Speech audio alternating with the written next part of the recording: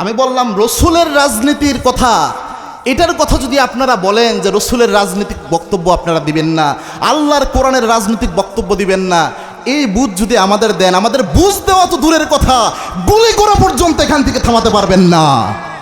কেননা এই কোরআন থেকে আমরা কথা বলি, আর এই কোরআন থেকে কথা বলার নাম যদি হয় রাজনীতি, ওই রাজনীতি মুসলমানের ফরজ। এই রাজনীতির জন্য যদি জীবন দিতে হয়, রাজি আছো মুসলমান? হাত তুলে আল্লাহকে দেখাও। তালহা রাদিয়াল্লাহু তাআলা যখন দেখলেন আল্লাহর হাবিবকে লক্ষ্য করে তিল ছুড়া হয়েছে, তালহা রাদিয়াল্লাহু তাআলা চিন্তা করলেন, আমার নবীর শরীর থেকে এক ফোঁটা রক্ত পড়বে, আমি তালহা এটা সহ্য করতে পারবো না। আমার জীবনও যদি চলে যায়, বিশ্ব নবীর আমি হেফাজত করবো। সুবহানাল্লাহ। তালহা রাদিয়াল্লাহু তাআলা তিনি আল্লাহর হাবিব সাল্লাল্লাহু আলাইহি ওয়াসাল্লামের দিকে তীর আসতে দেখে সাথে সাথে সেকেন্ডের মধ্যে আল্লাহর হাবিবের সামনে চলে গেলেন, যে রসুলের সামনে এইভাবে পিঠ পেতে দিলেন। ৮০টার মতো প্রায় তীর তালহা রাদিয়াল্লাহু তাআলার পিঠের মধ্যে বিদ্ধ হয়ে গেল।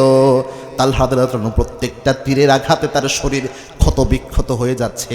পিঠের দিক থেকে তীর ঢুকে তালহা রাদিয়াল্লাহু তাআলা বুকের দিক থেকে বের হয়, পেটের মধ্যে থেকে তীর বের হয়, হাতের মধ্যে তীর, পায়ের মধ্যে তীর, পুরোটা শরীর শুধু তীর। এই পৃথিবীতে যত ব্যবসা রয়েছে, সব ব্যবসার মধ্যে সবচেয়ে শ্রেষ্ঠ ব্যবসা কোনটা, সবচেয়ে লাভের ব্যবসা কোনটা জানার দরকার আছে না নাই?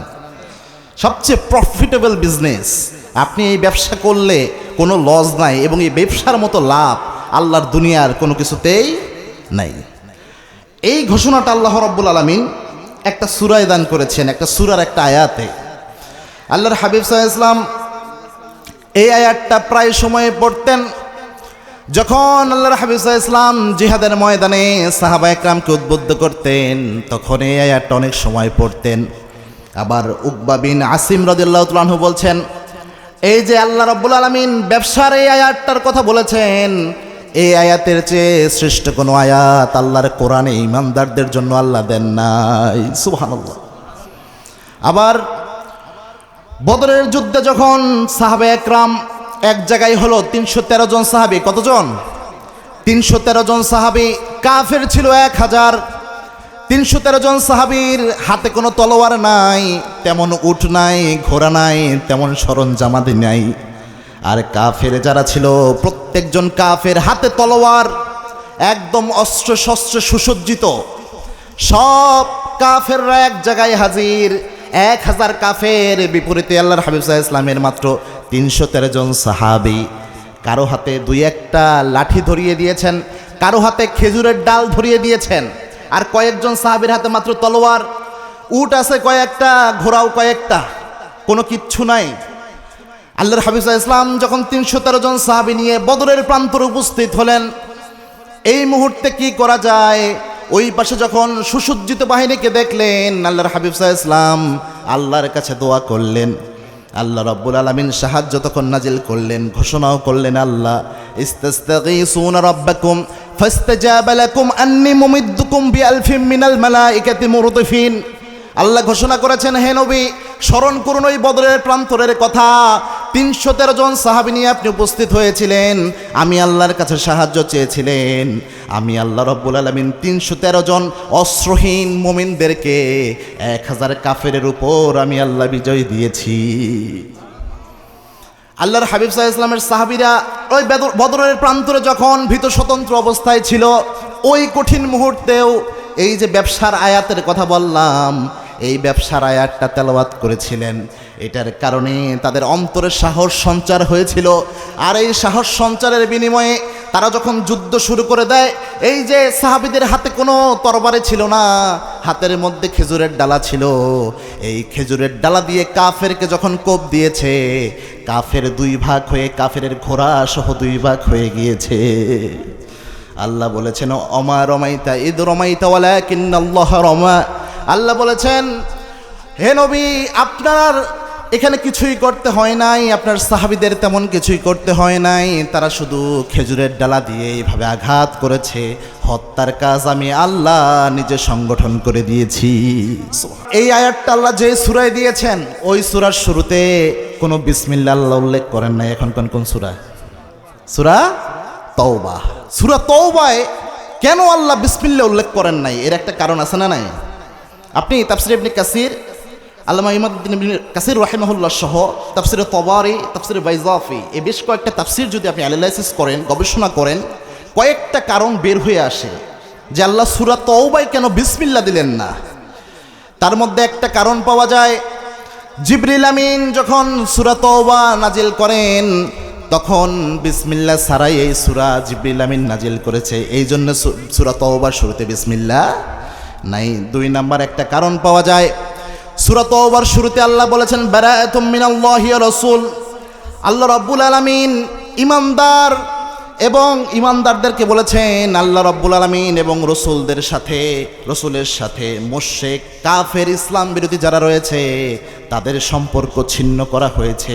যেহেতু এই সূরার শুরুতে সম্পর্ক ছিন্নের ঘোষণা আল্লাহ রাব্বুল আলামিন দিয়েছেন কাফেরদের বিরুদ্ধে, মুশরিকদের বিরুদ্ধে, এই জন্য এই সূরার শুরুতে বিসমিল্লাহ নাই। 3 নাম্বার কারণ, এই সূরাতে আল্লাহ রাব্বুল আলামিন বেশ কিছু কথা বলেছেন কাফেরদের বিরুদ্ধে, যারা ইসলামের চূড়ান্ত দুশমন, যারা কোরআনের দুশমন, যারা আল্লাহর দ্বীনকে নিভিয়ে দিতে চায়, তাদের ব্যাপারে আল্লাহ কিছু আয়াত নাজিল করেছেন। এবং ইমাম কুরতুবী রাহিমাহুল্লাহ তিনি বর্ণনা করেছেন যেহেতু এই সূরার মধ্যে আল্লাহ রাব্বুল আলামিনের জিহাদ সংক্রান্ত আয়াত পাওয়া যায়, মুমিনদের ঈমান জাগরণী আয়াত পাওয়া যায়, মুশরিকদের বিরুদ্ধে কিভাবে আন্দোলন করতে হবে, সংগ্রাম করতে হবে, জিহাদ করতে হবে, আয়াত পাওয়া যায়।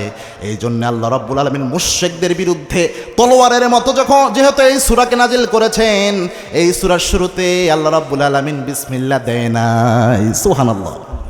সুতরাং এই হাকিকত বিসমিল্লাহ না দেওয়ার, এই সূরা তওবার 111 নম্বর আয়াত, এই আয়াতে আল্লাহ রাব্বুল আলামিন একটা চমৎকার ব্যবসার কথা বলে দিয়েছেন।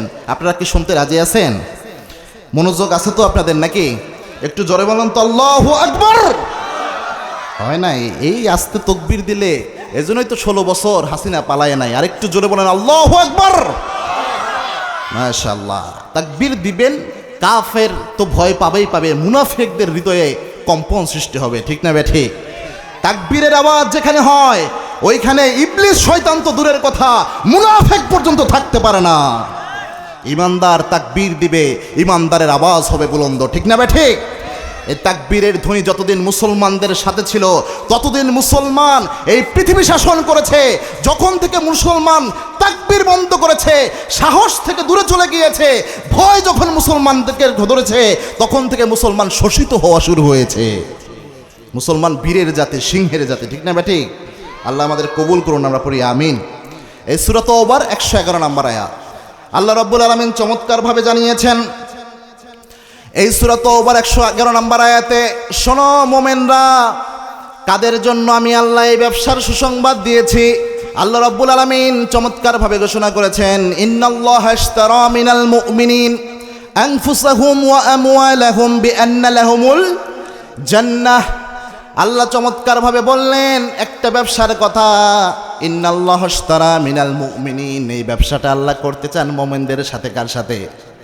একটা ব্যবসা যখন হয়, কেনা বেচা যখন হয়, 4টা জিনিস লাগে। জোরে বলেন তো কয়টা? 4টা জিনিস। 1 নাম্বার 1, আপনার একজন ক্রেতা থাকতে হয়। আল্লাহ যে ব্যবসাটা করতে চাচ্ছেন, এই ব্যবসায় ক্রেতাকে বলেন তো?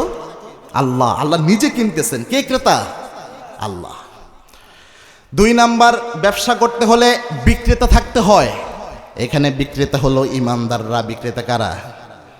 3 নাম্বার, ব্যবসা করতে হলে পণ্য থাকতে হয়। এইখানে আল্লাহ পণ্যের কথা বললেন, বি আমওয়ালিহিম ওয়া আনফুসিহিম। একটা হচ্ছে সম্পদ, আর একটা হচ্ছে আপনার জান এবং মাল। সম্পদ এবং জানমাল, এটা হচ্ছে আপনার পণ্য। 4 নাম্বার, ব্যবসা করতে যেটা লাগে, ব্যবসার একটা বিনিময় লাগে। আপনি যখন কোনো কিছু কিনেন, এরপর একটা বিনিময় দেন না, টাকা দেন না, তেমনি প্রত্যেকটা ব্যবসার একটা বিনিময় লাগে। এখানে বিনিময়টা আল্লাহ রাব্বুল আলামিন দিলেন, বিআন্না লাহুমুল জান্নাহ। বিনিময়টা কি? জান্নাত। এই আয়াতটা যখন নাজিল হয়, সাহাবা একরাম আল্লাহর হাবিব সাল্লাল্লাহু আলাইহি ওয়াসাল্লামকে বললেন, ইয়া রাসূলুল্লাহ, আল্লাহ যে ব্যবসার কথা বলেছেন, এই ব্যবসার পুরস্কারটা কি? আল্লাহর হাবিব সাল্লাল্লাহু আলাইহি ওয়াসাল্লাম জানিয়েছেন, তাফসিরে তবারিতে এই ঘটনাটা কোট করা হয়েছে। আল্লাহর হাবিব সাল্লাল্লাহু আলাইহি ওয়াসাল্লাম সুস্পষ্টভাবে জানালেন, এই ব্যবসাটা যদি আল্লাহর সাথে করতে পারো ঈমানদার হিসাবে, আল্লাহ তো জান্নাত দিবেন তো দিবেন, এমন নিয়ামত আল্লাহ জান্নাতে দিবেন কোনো মানুষকে এত নিয়ামত আল্লাহ দিবে না। এবং এই নিয়ামত পেয়ে ইমানদাররা এত বেশি সন্তুষ্ট হবে, দুনিয়ায় যে ইমানদারদের জীবনে কষ্ট এসেছে সব কষ্ট ইমানদাররা ভুলে যাবে। সুবহানাল্লাহ, এই বরকত আল্লাহ দিয়েছেন। তো আল্লাহ ব্যবসাটা করতে চাইলেন, কার সাথে করতে চাইলেন একটু চিল্লিয়ে বলেন তো? ইমানদারদের সাথে। আল্লাহ কেন বললেন ইন্নাল্লাহা আশতারা মিনাল মুমিনিন? মুমিনদের কথা আল্লাহ কেন বললেন? আল্লাহ তো বলতে পারতেন ইন্নাল্লাহা আশতারা মিনান নাস, আমি মানুষদের সাথে ব্যবসা করতে চাই। কিন্তু আল্লাহ মুমিনদের কথা ইন্ডিভিজুয়ালি কেন এখানে হাইলাইট করলেন, কেন কোট করলেন? এটার একটা মহত্ব আছে না নাই? মুমিনদের কথা এই জন্য বললেন, আমাদের সমাজে একদল আছে মুমিন, আরেক দল আছে কাফের, আরেক দল মুমিন নয় কাফের নয়, দুইটার মাঝামাঝি একটা গ্রুপ আছে। চিল্লায় বলেন তো ওই দলটার নাম কি? মুমিন না কাফের না মাঝামাঝি কোন দল? মুনাফিক, মুজাবজাবিন, এই দিকেও যায় ওই দিকেও যায়, ডাবল স্ট্যান্ডার্ড মেনটেন করে, এমন মুনাফিক আছে না? মুনাফিক যেহেতু আছে, আল্লাহ মুনাফিকদের কাছে তাদের জানমাল কিনবে না, আল্লাহ কিনবেন মুমিনদের কাছে। কেননা মুমিন হওয়া তো সহজ নয়। তিনটা জিনিসের সমন্বিত রূপ হচ্ছে ঈমান, যার মধ্যে তিনটা জিনিস থাকে সে প্রকৃত মুমিন, এটা আমরা জানি। এক হচ্ছে আল্লাহ যত বিধান নাজিল করেছেন সব বিধানকে স্বীকার করে এটার ঘোষণা দেওয়া, এটা হচ্ছে এক নাম্বার। দুই নাম্বার হচ্ছে অন্তরে বিশ্বাস রাখা। তিন নাম্বার হচ্ছে আমলে বাস্তবায়ন করা। ইমানদার ওই ইমানদারদের কাছে আল্লাহ রাব্বুল আলামিন জান এবং মাল কিনে নেবেন যে ইমানদাররা শুধুমাত্র আল্লাহ রাব্বুল আলামিনের কয়েকটা বিধান মানে আর কিছু বিধান মানে না। এরকম ইমানদারদের কাছে আল্লাহ রাব্বুল আলামিন জান মাল কিনতে চান নাই, বরং যে ইমানদাররা আল্লাহর দেওয়া সব বিধান মানবে, বিসমিল্লাহর বা থেকে নিয়ে শুরু করে সূরা নাসের সিন পর্যন্ত যত বিধান আল্লাহ নাজিল করেছেন সব বিধান মেনে নিবে, ওই ইমানদারদের জান এবং মালকে কিনে নেবেন কে?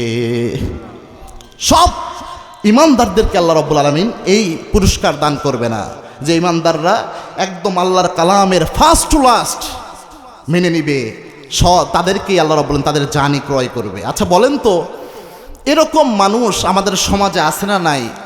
যারা 5 ওয়াক্ত নামাজ পড়ে, রমজানে রোজা রাখে, হজ করে, দান করে, সদকা করে, কিন্তু আল্লাহর জমিনে আল্লাহর দিন কায়েম হোক এটা চায় না, এমন ব্যক্তি আছে না নাই? গতকাল মাহফিল করলাম বগুড়াতে, স্টেজে উঠছি, স্টেজে উঠার আগ থেকে আমার কানে পানি পড়া দিতেছে, হুজুর আপনি তো ঢাকা থেকে আসছেন, হুজুর আপনি একটু দেখে শুনে কথা বললেন, হুজুর বগুড়া তো বিএমপির ঘাঁটি, আপনি এমন কিছু বললেন না যে এখানে গ্যাঞ্জাম লাগে। আমি বললাম ভাই বিগত 16 বছর আমরা যে মাহফিল করছি, জামাত ইসলাম ভাই আর বিএমপির ভাইরা একসাথে তো আমাদের নিয়ে আসতেন, এইটা বলে নিয়ে আসতেন যে হুজুর হক কথা বলে, হঠাৎ কি এমন হয়ে গেল যে আপনাদের এত ভয় ধরে গেল? বলছে না হুজুর তেমন কিছু না, আপনি এমন কিছু রাজনৈতিক কথা বললেন না। তো আমি রাসূলুল্লাহ ইসলাম এখানে আলোচনা করতে যে রাসূলুল্লাহ ইসলামের রাজনৈতিক জীবন, রাসূলুল্লাহ ইসলাম যে 10 বছর মদিনার প্রেসিডেন্ট ছিলেন, এরপর আল্লাহ হাবিবুল্লাহ ইসলামের যে অর্থনৈতিক ব্যবস্থা ছিল, রাসূলুল্লাহ ইসলামের যে কূটনৈতিক কৌশলগুলো ছিল, এগুলো যখন তুলে ধরলাম আমি বললাম এগুলো হলো রসুলের রাজনীতি, এই রাজনীতির কথা কি বলা যাবে নাকি যাবে না? সবাই বলা যাবে। আমি বললাম রসুলের রাজনীতির কথা, এটার কথা যদি আপনারা বলেন যে রসুলের রাজনৈতিক বক্তব্য আপনারা দিবেন না, আল্লাহর কোরআনের রাজনৈতিক বক্তব্য দিবেন না, এই বুঝ যদি আমাদের দেন, আমাদের বুঝ দেওয়া তো দূরের কথা, গুলি করা পর্যন্ত এখান থেকে থামাতে পারবেন না। কেননা এই কোরআন থেকে আমরা কথা বলি, আর এই কোরআন থেকে কথা বলার নাম যদি হয় রাজনীতি, ওই রাজনীতি মুসলমানের ফরজ। এই রাজনীতির জন্য যদি জীবন দিতে হয়, রাজি আছো মুসলমান? হাত তুলে আল্লাহকে দেখাও।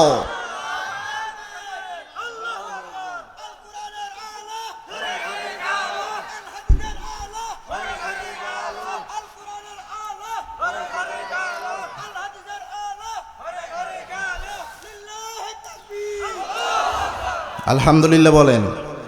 পবিত্র কোরআনে আল্লাহ প্রায় 5 শতাধিক আয়াত নাজিল করেছেন কেমনে রাষ্ট্র ব্যবস্থা পরিচালিত হয়, কেমনে অর্থনীতি ব্যবস্থা পরিচালিত হবে একটা সমাজের। এই সব আয়াত আপনি বাদ দিবেন, এরপরে মাহফিলে হুজুরের কানে এসে বলবেন রাজনৈতিক কথা বলিয়েন না, ঠিক না ঠিক? পরে বললাম যে ভাই আপনার এলাকায় মহিলা চেয়ারম্যান বা মহিলা মেম্বার পদেও কি আমার দাঁড়ানোর সম্ভাবনা আছে? সবাই বলে না হুজুর। আমাকে তাহলে এই কথাটা বলাই আপনাদের ভুল হয়েছে, আল্লাহ আমাদের বুঝদান করুন, আমরা পড়ি আমিন। তো এমন কিছু মানুষ কিন্তু আছে যারা কোরআনের কিছু বিধান মানে আর কিছু বিধানকে অস্বীকার করে, মানতে চায় না, চিন্তা করে এটা মানলে সমস্যা হয় কিনা। আল্লাহ বলছেন আফাতুমিনুনা বিবাদিল কিতাব ওয়া তাকফুরুনা বিবাদ, তোমরা কি কোরআনের কিছু বিধান মানতে চাও, কিছু বিধানকে অস্বীকার করতে চাও? এরকম খাসলত যাদের রয়েছে যে কোরআন থেকে শুধু নামাজের বিধান মানে, হজের বিধান মানে, আর ইসলামের যে আল্লাহর দ্বীনের যে হুকুমত এটার ব্যাপারে মানতে চায় না, আল্লাহ বলছেন উলাইকা হুম কাফিরুনা হাক্কা, এরা হচ্ছে নির্ভেজাল কাফের, কোনো সন্দেহ নাই। এজন্য আল্লাহর কোরআনের বিসমিল্লাহর বা থেকে সূরা নাসের সিন পর্যন্ত একটা বিধানও যদি আপনি অস্বীকার করেন, আপনি পরিপূর্ণ ঈমানদার হতে পারবেন।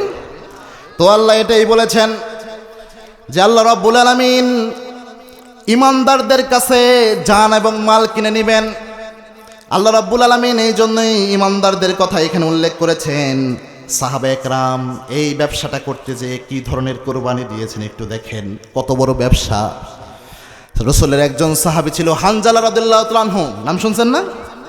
হানজালা খুব সুন্দর চেহারা ছিল না, একটু বেটে বর্ণের ছিল, বেটে সাইজের ছিল, চেহারা খুব বেশি সুন্দর ছিল না। আল্লাহর হাবিব সাল্লাল্লাহু আলাইহি ওয়াসাল্লামের কাছে আসলেন, এসে বললেন ইয়া রাসূলুল্লাহ আমি তো বিয়ে করতে চাই। সুবহানাল্লাহ বলেন। আল্লাহর হাবিব সাল্লাল্লাহু আলাইহি ওয়াসাল্লাম একটা বিয়ের ব্যবস্থা তার করালেন, তার বিয়ে হয়ে গেল। অনেক দিন বেচারায় বিয়ের জন্য খুঁজেছে কিন্তু পাত্রী পায় না। হঠাৎ করে একটা বিয়েও হয়েছে, পাত্রীও পেয়েছে, কিন্তু যেমন তেমন পাত্রী না ভাই, এমন সুন্দর পাত্রী, এরকম সুন্দর পাত্রী আশেপাশে ওই রকম ছিল না। এই স্ত্রীকে যখন বিয়ে করেন হানজালা রাদিয়াল্লাহু তাআলা আনহু, তিনি যে নিজের জান এবং মাল আল্লাহর সন্তুষ্টির জন্য বিক্রি করেছেন, দেখেন তার কোরবানি কেমন হয়েছে দেখেন। তিনি যখন বিয়ে করেন বাসর রাতে তার স্ত্রীর সাথে অবস্থান করছেন, আল্লাহর হাবিব সাল্লাল্লাহু আলাইহি ওয়াসাল্লাম জিহাদের ময়দান থেকে তাকে ছুটি দিয়েছেন।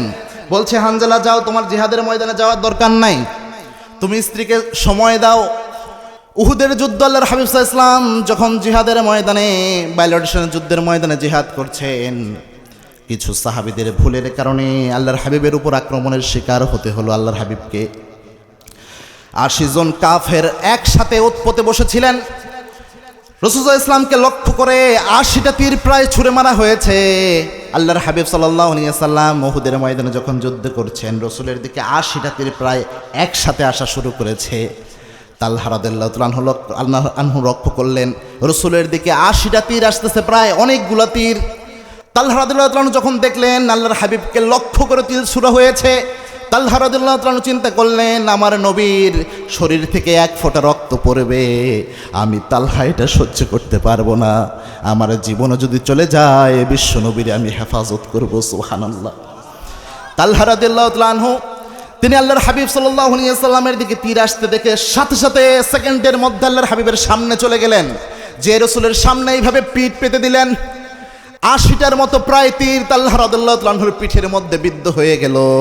তালহা রাদিয়াল্লাহু তাআলা প্রত্যেকটা তীরের আঘাতে তার শরীর ক্ষত বিক্ষত হয়ে যাচ্ছে। পিঠের দিক থেকে তীর ঢুকে তালহা রাদিয়াল্লাহু তাআলা বুকের দিক থেকে বের হয়, পেটের মধ্যে থেকে তীর বের হয়, হাতের মধ্যে তীর, পায়ের মধ্যে তীর, পুরোটা শরীর শুধু তীর। এই অবস্থা আল্লাহর হাবিব যখন দেখলেন, আল্লাহর হাবিব সাল্লাল্লাহু আলাইহি ওয়াসাল্লাম পরবর্তীতে উহুদ যুদ্ধকে ইয়ামুত তালহা বলেছেন, তালহার দিন বলেছেন। সুবহানাল্লাহ বলেন। আল্লাহর হাবিব সাল্লাল্লাহু আলাইহি ওয়াসাল্লামের শরীরেও তীর লাগলো, রসুলের দাঁতের মধ্যে তীর পরে রসুলের দান্দান মোবারক শহীদ হয়ে গেল। আল্লাহর হাবিব সাল্লাল্লাহু আলাইহি ওয়াসাল্লামের মাথায় যে হেলমেট ছিল, লোহার হেলমেট ভেঙে তীর লাগলো, তীরের আঘাতে আল্লাহর হাবিব অজ্ঞান হয়ে গেলেন। রাসূল সাল্লাল্লাহু আলাইহি ওয়াসাল্লামকে আবু বকর রাদিয়াল্লাহু আনহু, ওসমান রাদিয়াল্লাহু আনহু, ওমর রাদিয়াল্লাহু আনহু সাহাবা একরাম মিলে আল্লাহর হাবিব সাল্লাল্লাহু আলাইহি ওয়াসাল্লামকে উহুদ পাহাড়ের উপর উঠালেন। উহুদ পাহাড় বিশ্বনবীর ভারে কাঁপা শুরু করলো, কেননা রহমাতুল লিল আলামিন তাকে পৃথিবীর শুধু মানুষ নয় সমস্ত মাখলুকাত তার সম্মান করে কিনা। আল্লাহর হাবিবকে যখন উহুদ পাহাড়ের উপরে উঠানো হয়েছে, উহুদ পাহাড় কাঁপা শুরু করেছে। উহুদ পাহাড় যখন কাঁপতেছে, আল্লাহর হাবিব সাল্লাল্লাহু আলাইহি ওয়াসাল্লাম তখন একটু জ্ঞান ফিরল। আল্লাহর হাবিব সাল্লাল্লাহু আলাইহি ওয়াসাল্লাম উহুদ পাহাড়কে বললেন, উহুদ পাহাড় তুমি থেমে যাও। উহুদ পাহাড় কাঁপাকাঁপি বন্ধ করলো। সুবহানাল্লাহ বলেন। এই উহুদ যুদ্ধে যখন আল্লাহর হাবিব আহত হলেন, কাফেররা চতুর্দিকে মিথ্যা সংবাদ প্রচার করে দিল, কত কুতিলা মুহাম্মদ সাল্লাল্লাহু আলাইহি ওয়াসাল্লাম জমিন থেকে বিদায় হয়ে গিয়েছেন, তিনি আর জীবিত নাই। সব দিকে সংবাদ পৌঁছে গেল, মিথ্যা সংবাদ। ওই যে হানজালা রাদিয়াল্লাহু আনহুর কথা বললাম, তাকে তো আল্লাহর হাবিব ছুটি দিয়েছিলেন, নতুন বিয়ে করেছেন, সুন্দরী স্ত্রী, তার সাথে সময় কাটাচ্ছিলেন। তার কানে যখন এই আইলানটা আসলো, এই সংবাদটা আসলো, আল্লাহর হাবিব সাল্লাল্লাহু আলাইহি ওয়াসাল্লাম নিহত হয়েছেন, শাহাদাত বরণ করেছেন, এই শোনার সাথে সাথে হানজালা রাদিয়াল্লাহু তাআলা আনহু তার স্ত্রীকে ধাক্কা মারলেন। ধাক্কা মেরে বললেন, যেই জায়গায় আমার নবী এই পৃথিবীতে অবস্থান করছেন, আমার নবী আহত হয়েছে, আমার নবী শাহাদাত বরণ করেছে, আমি হানজালার জন্য ঘুম হারাম, আমার স্ত্রী হারাম। দৌড়ে চলে গেলেন, তরবারি একটা হাতে নিলেন, ঘোড়ার পিঠে উঠে এক দৌড়ে চলে গেলেন উহুদের প্রান্তর। যে দেখে জিহাদ এখনো হতেই আছে, তিনি নিজেও যুদ্ধে অংশগ্রহণ করলেন, কিছু কাফেরদেরকে মেলে তিনি নিজেও শহীদ হয়ে গেলেন। যুদ্ধ যখন শেষ, সাহাবে একরামদের লাশগুলোকে এক জায়গায় করা হচ্ছিল, আল্লাহর হাবিব সাল্লাল্লাহু আলাইহি ওয়াসাল্লাম দাঁড়ানো ওই জায়গায়, তখন সুস্থ মোটামুটি একজন নারী এসে পাশে দাঁড়িয়ে রয়েছে। রাসূল সাল্লাল্লাহু আলাইহি ওয়াসাল্লামের কাছে এসে বলছেন, ইয়া রাসূলুল্লাহ, আমি কোন নারী জানেন নাকি? আমার সাথে বাসর করার জন্য, সময় কাটানোর জন্য আপনার যে সাহাবী হানজালাকে আপনি ছুটি দিয়েছিলেন, আমি সেই হানজালার স্ত্রী। সুবহানাল্লাহ বলেন। ইয়া রাসূলুল্লাহ, যখন আপনার এই মিথ্যা সংবাদ চতুর্দিকে ছড়িয়ে গিয়েছে যে আপনি শাহাদাত বরণ করেছেন, আমার স্বামী এক সেকেন্ডও আর আমার সাথে অবস্থান করে নাই, পাগলের মতো দৌড়ে জিহাদের ময়দানে চলে এসেছে। দেখেন তো ইয়া রাসূলুল্লাহ, আমার স্বামীর লাশটাও পাওয়া যায় কিনা। আল্লাহর হাবিব সাহাবা একরামকে বললেন, সাহাবেরা একটু খুঁজে দেখো। সাহাবা একরাম খুঁজতে শুরু করলেন, দেখলেন কোথাও হানজালার ওইরকম লাশ পাওয়া যায় না। অবশেষে দেখলেন এক জায়গায় হানজালার হাত পড়ে আছে, আরেক জায়গায় পা পড়ে রয়েছে, মাথাটা কেটে আরেক জায়গায় পড়ে আছে। সবগুলোকে এক জায়গায় করা হলো। আল্লাহর হাবিব সাল্লাল্লাহু আলাইহি ওয়াসাল্লাম তাকে এসে ওই মহিলা বলছেন, ইয়া রাসূলুল্লাহ, শহীদ যারা হয় তাদের তো গোসল দিতে হয় না, তাদের ওই রক্তমাখা জামা কাপড় নিয়েই দাফন করতে হয়। কেননা আল্লাহর দ্বীনের জন্য, ইসলামী আন্দোলনের জন্য যারা শহীদ হয়, এরা এই শাহাদাতের রক্তমাখা জামা কাপড় নিয়ে কিয়ামতের এই কঠিন ময়দানে উঠবে। আল্লাহ রাব্বুল আলামিন তখন তাদের এই শাহাদাতের রক্তমাখা জামা কাপড় দেখে বিনা হিসাবে তারা জান্নাত দান করে দিবে। ইয়া রাসূলুল্লাহ, আমি জানি শহীদদের গোসল দিতে হয় না, কিন্তু আমার স্বামী আমার সাথে সময় কাটানোর কারণে তার উপর তো গোসল ফরজ হয়েছে। ইয়া রাসূলুল্লাহ, আমার স্বামীর একটু গোসল দেওয়া যায় কিনা দেখেন। রাসূল সাল্লাল্লাহু আলাইহি ওয়াসাল্লাম চিন্তা করলেন, গোসলের কথা বলবেন, সাহাবা একরামকে বলবেন। এর আগেই জিবরিল আমিন চলে আসলেন, এসে বললেন, ইয়া রাসূলুল্লাহ, দুনিয়ার পানি দিয়ে হানজালার গোসল দেওয়ার কোনো দরকার নাই, জান্নাতের খুশবুদার পানি দিয়ে আল্লাহ রাব্বুল আলামিন হানজালার গোসলের ব্যবস্থা করে দিয়েছে। কেননা হানজালা রাদিয়াল্লাহু আনহু তার নিজের জান এবং মাল বিক্রয় করে দিয়েছেন কার কাছে? জোরে বলেন, কার কাছে? শুধু পুরুষ সাহাবী নয়, মহিলা সাহাবীদের মধ্যে এরকম ঘটনা আছে না নাই? বনু দিনারের একজন নারী ছিলেন, বনু দিনারের এই গোত্রের। তিনি এই উহুদের যুদ্ধে রাসূল সাল্লাল্লাহু আলাইহি ওয়াসাল্লামের আহতের খবর যখন শুনেন, তিনিও শুনেছিলেন মিথ্যা সংবাদ, রাসূল সাল্লাল্লাহু আলাইহি ওয়াসাল্লাম নিহত হয়ে গিয়েছেন, এটা শুনেছেন। এটা শোনার সাথে সাথে এই নারী দৌড়াতে শুরু করেছে উহুদের দিকে। তার ওই উহুদের যুদ্ধে তার স্বামীকে তিনি পাঠিয়েছিলেন, উহুদের যুদ্ধে তার বাবাকে তিনি পাঠিয়েছিলেন, উহুদের যুদ্ধে তার সন্তানকেও তিনি পাঠিয়েছিলেন। এই নারী যখন উহুদের দিকে দৌড়ানো শুরু করেছে, বিভিন্ন মানুষ খবর দিচ্ছে, ও মহিলা, তুমি কোথায় যাও? উহুদের দিকে যাচ্ছ? তুমি জেনে রাখো, তোমার আব্বা তো জমিন থেকে বিদায় হয়ে গিয়েছে, শাহাদাত বরণ করেছে। ওই মহিলা বলছেন, আমি আমার আব্বার খবর নিতে আসি নাই, আমার নবীর আহতের খবর শুনেছি, আমার নবী কেমন আছে এটা বল। আর একটু সামনে গিয়েছেন, বলছে, ও মহিলা, তুমি কোথায় যাও? তোমার সন্তান তো জমিন থেকে বিদায় হয়েছে। বলছে, আমি আমার সন্তানের খবর নিতে আসি নাই, আমার নবী কেমন আছে এটা বলো। সুবহানাল্লাহ বলেন। আর একটু সামনে গিয়েছেন, আল্লাহর হাবিব সাল্লাল্লাহু আলাইহি ওয়াসাল্লামের ওই মহিলা সাহাবীকে বলা হলো, তোমার যে স্বামী রয়েছে, তোমার স্বামীও জমিন থেকে বিদায় হয়েছে, তাকে আল্লাহ নিয়ে নিয়েছেন, শাহাদাত বরণ করেছেন, তুমি তো বিধবা হয়ে গেলা। ও মহিলা, তুমি দৌড়ে কোথায় যাও? ওই মহিলা বলছে, আমার স্বামী গিয়েছে, খোঁজ নিতে আসি নাই, আমার সন্তান গিয়েছে, খোঁজ নিতে আসি নাই, আমার আব্বা শাহাদাত বরণ করেছে, খোঁজ নিতে আসি নাই, আমার নবী কেমন আছে এটা তুমি বলো। মহিলা যখন উহুদের প্রান্তরে হাজির হয়, সাহাবা একরাম বললেন, আল্লাহর হাবিব আহত হয়েছিলেন, এখনো জমিনে জীবিত আছেন। ওই মহিলা আকাশের দিকে হাত তুলে বললেন, আল্লাহ, আমার স্বামী গিয়েছে, আফসোস নাই, আমার সন্তান গিয়েছে, আফসোস নাই, আমার আব্বা গিয়েছে, আফসোস নাই, আমার নবী আছে, আমার দুনিয়া আছে। আল্লাহ বলেছেন এইভাবে যদি কেউ নবীকে ভালোবাসতে পারে, আল্লাহর দিনকে ভালোবাসতে পারে, কোরআনকে ভালোবাসতে পারে, আল্লাহর দিনের জন্য জান এবং মালকে বিক্রয় করে দিতে পারে, ওই ব্যক্তিদের জন্য আল্লাহ জান্নাতের ঘোষণা দেয়। সুতরাং এরকম সাহাবীদের মতো যদি ইমানের জন্য, কোরআনের জন্য, আল্লাহর দ্বীনের জন্য আমাদেরও জীবন দিতে হয়, যদি রক্ত দিতে হয় ইসলামের রাষ্ট্র কায়েমের জন্য, সেই রক্ত দিতে রাজি আছে মুসলমান। আল্লাহর কোরআনের যে শাসন ব্যবস্থা রয়েছে, আল্লাহর কোরআনের শাসন ব্যবস্থা কায়েমের জন্য যদি রক্ত দিতে হয়, আন্দোলন করতে হয়, রাজি আছে মুসলমান? হাত তুলে আল্লাহকে দেখাও। আল্লাহ কবুল করুন, আমরা পড়ি আমিন। তো মহিলা সাহাবী আরেকজন ছিলেন, যখন রাসূল সাল্লাল্লাহু আলাইহি ওয়াসাল্লাম জিহাদের ময়দানে যাবে, আল্লাহর হাবিব সাল্লাল্লাহু আলাইহি ওয়াসাল্লামের কাছে ওই মহিলা আসলেন, এসে বললেন, ইয়া রাসূলুল্লাহ, আমার ছোট্ট দুধের একটা সন্তান আছে, ইয়া রাসূলুল্লাহ, এই সন্তানটাকে আপনি জিহাদের ময়দানে নিয়ে যান। সুবহানাল্লাহ বলেন। আল্লাহর হাবিব সাল্লাল্লাহু আলাইহি ওয়াসাল্লাম বললেন, এই ছোট্ট দুধের সন্তানকে আমি জিহাদের ময়দানে নিয়ে কি করব? ওই মহিলা বলছেন, ইয়া রাসূলুল্লাহ, এর আগে যে যুদ্ধগুলো হয়েছে, আমার স্বামীও এখানে মারা গিয়েছে, আমার বড় সন্তান যে ছিল মারা গিয়েছে, আমার আব্বা মারা গিয়েছে, ভাই মারা গিয়েছে, সবাই মারা গিয়েছে, আমার পরিবারে পুরুষ মানুষ আর কেউ নাই। ইয়া রাসূলুল্লাহ, আমার দুধের সন্তান, এই কোলের সন্তান ছাড়া আমার কেউ নাই। ইয়া রাসূলুল্লাহ, আমার সন্তানটাকে আপনি জিহাদের ময়দানে নিয়ে যান। আমি জানি আমার সন্তানটা জিহাদের ময়দানে যুদ্ধ করতে পারবে না, তরবারি ধরে যুদ্ধ করতে পারবে না, এটা আমি জানি, কিন্তু আমার সন্তানটাকে আপনি কোন কাজে লাগাবেন শোনেন ইয়া রাসূলুল্লাহ। জিহাদের ময়দানে যখন আপনি যুদ্ধ করতে থাকবেন, কাফেররা যখন আপনার উপর আঘাত করবে তরবারি দিয়ে, আপনার আশেপাশে যদি কোনো ঢাল না থাকে, আমার এই ছোট্ট সন্তানটাকে আপনার সামনে আপনি ঢাল হিসেবে এইভাবে ধরবেন। আপনার দিকে যখন তরবারির আঘাত আসবে, প্রত্যেকটা আঘাতে আমার সন্তানকে এইভাবে আপনি ধরবেন। আপনার দিকে যখন কাফেররা তীর ছুঁড়ে মারবে, প্রত্যেকটা তীরের বিনিময়ে আপনি আমার সন্তানটাকে এইভাবে ধরবেন। কাফেরের তরবারির আঘাত আমার সন্তানের শরীরে এসে আঘাত করে আমার ছোট্ট দুধের সন্তানটার শরীর ক্ষতবিক্ষত হয়ে যাবে। তীর যখন আসবে আমার সন্তানকে যখন ধরবেন, আমার সন্তানের শরীরে তীরবিদ্ধ হয়ে রক্তাক্ত হয়ে আমার সন্তানটা জমিন থেকে বিদায় হবে। ইয়া রাসূলুল্লাহ, এইভাবে আমার ছোট্ট বাচ্চাটা যদি শহীদ হয়ে যায়, কিয়ামতের এই কঠিন ময়দানে আমি গর্ববোধ করব, একজন শহীদের মা হিসাবে আমি কিয়ামতের দিন উঠব। এই হচ্ছে মহিলা সাহাবীদের ঈমান।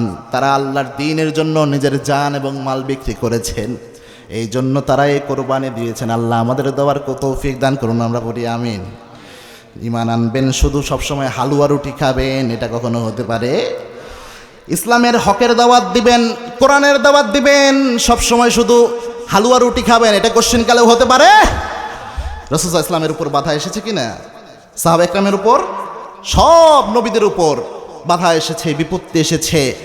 সব নবী আইম্মে ইকরাম তারা মার খেয়েছেন, নির্যাতিত হয়েছেন। সুতরাং এই যুগেও যদি আপনি এই আল্লাহর কাছে জান এবং মাল বিক্রি করতে পারেন, আপনারও নির্যাতনের শিকার হতে হবে। সুতরাং এই অবস্থায় আল্লাহর কাছে দোয়া করতে হবে, আল্লাহ আমরা যেন ঈমানের উপর অবিচল থাকতে পারি। জোরে বলেন আমিন, আরও আস্তে কোন আমিন।